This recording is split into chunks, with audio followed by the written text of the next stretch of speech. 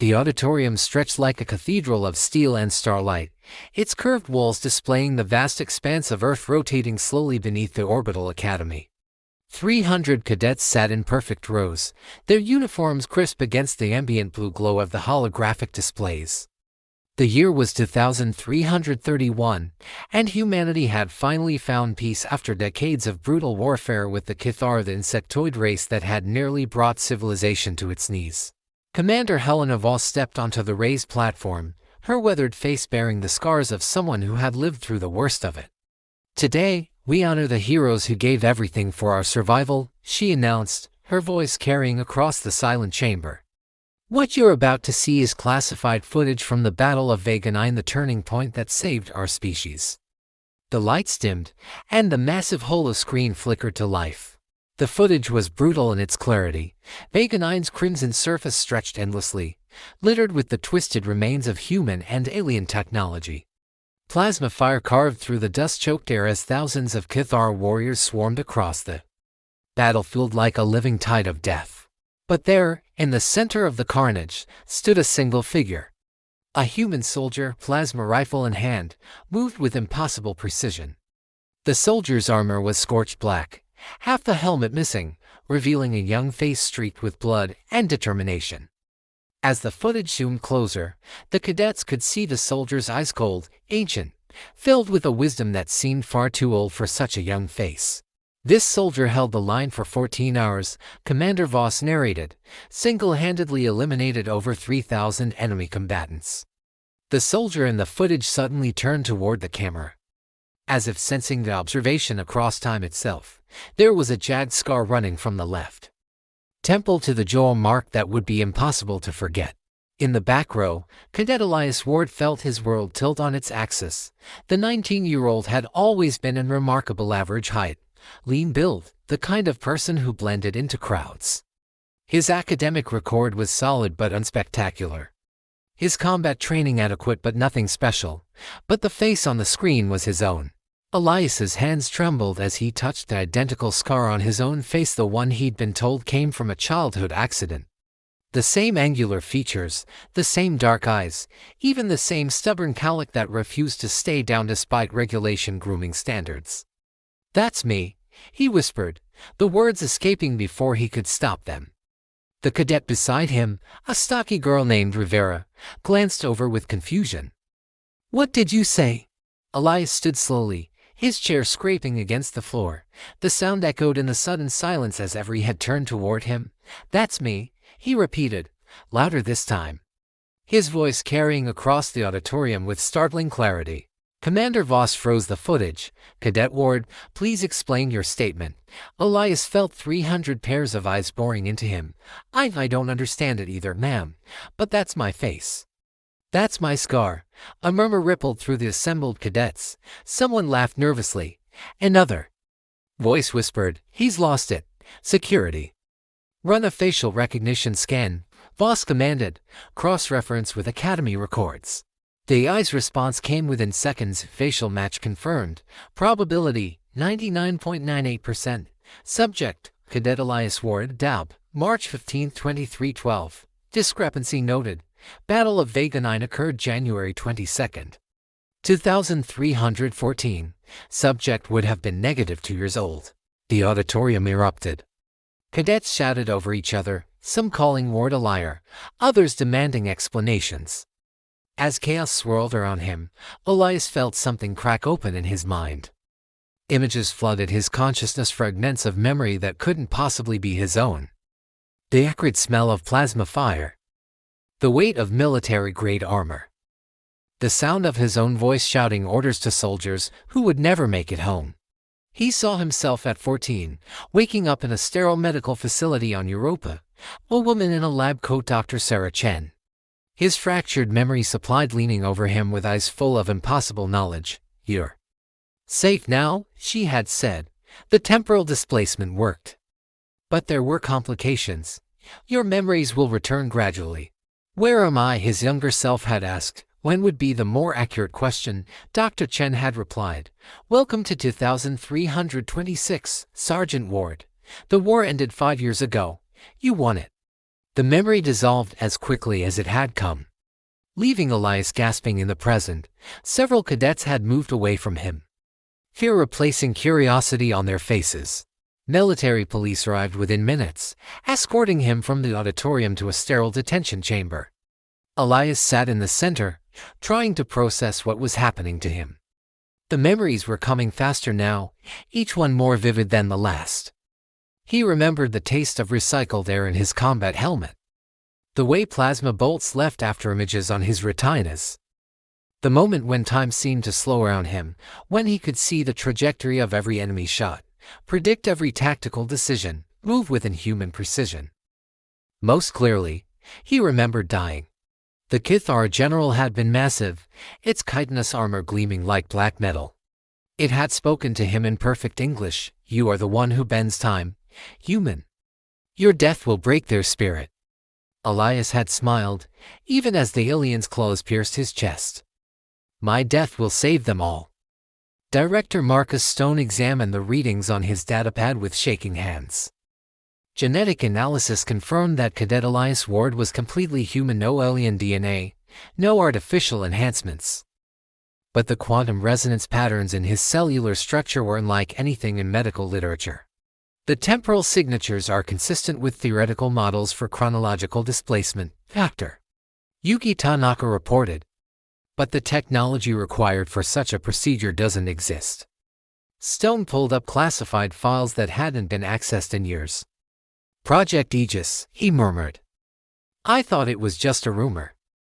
The files painted a picture of desperate innovation. In the final year of the war, as humanity faced extinction, a shadow organization had explored impossible solutions. Time manipulation, consciousness transfer, quantum resurrection. But the Battle of Vega 9 had been their crowning achievement, a single soldier, enhanced beyond human limits, sent back from the future to save the past. Word of the incident spread through the academy like wildfire. Elias found himself the subject of intense scrutiny, with cadets divided between those who believed he was somehow connected to the war hero, and those who thought he was delusional. During combat training, Elias found himself paired against opponents who seemed more interested in testing his supposed supernatural abilities. When he fought normally with the adequate skills of a second-year cadet, disappointment was clear on their faces. Then everything changed during what should have been a routine evening in the academy library. The attack came without warning. Emergency klaxons wailed as blast doors sealed automatically. In the chaos, Elias saw a Cathar infiltrator, its adaptive camouflage failing as it prepared to strike at a group of terrified first-year cadets. Time slowed. Elias moved without thinking, his body remembering skills his mind had forgotten. He rolled left, avoiding the alien's charge, grabbed the maintenance tool and struck with surgical precision, targeting weak points in its exoskeleton that he somehow knew by instinct. The infiltrator died in seconds, its green blood pooling on the sterile floor.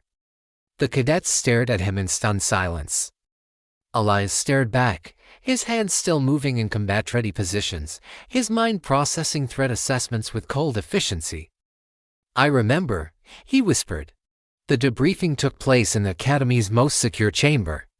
Elias sat across from Director Stone, Commander Voss, and several officials whose uniforms bore no identifying marks.